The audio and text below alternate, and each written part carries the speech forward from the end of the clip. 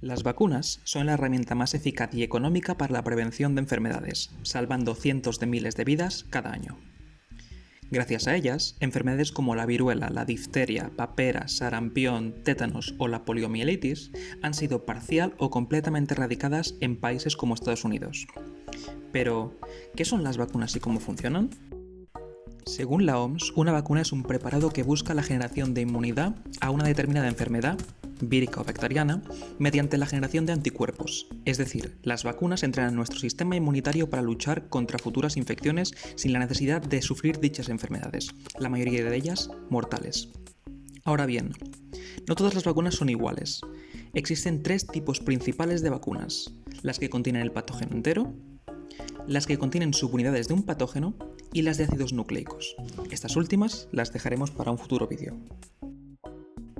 En la primera categoría, dada la administración del germen entero y para evitar posibles infecciones, los patógenos son o bien inactivados mediante radiación, productos químicos o calor, como es el caso de la poliomielitis o la gripe, o bien pueden ser, como en el caso del sarampión y la viruela, vacunas en donde el patógeno está vivo pero se encuentra debilitado.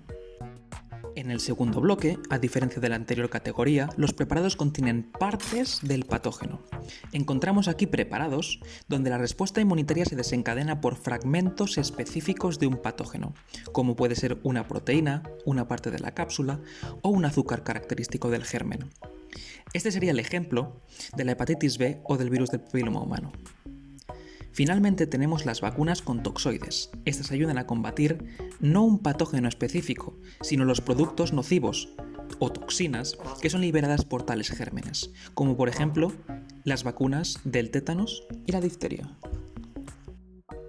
Aparte, las vacunas también contienen otros ingredientes como adyuvantes, que ayudan a activar el sistema inmunitario, antibióticos que evitan contaminaciones indeseadas, conservantes y estabilizantes.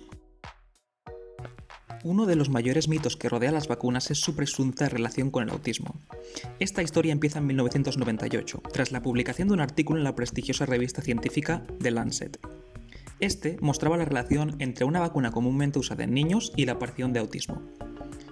Actualmente, este artículo se encuentra retractado, es decir, que ha perdido toda validez en la comunidad científica, y existen decenas de artículos desmintiendo los hallazgos publicados en 1998. En resumen, que no se ha encontrado una relación entre las vacunas o la frecuencia de vacunación y el autismo. Finalmente, las vacunas ayudan a crear inmunidad de grupo, pero de este tema ya hablaremos en el siguiente vídeo.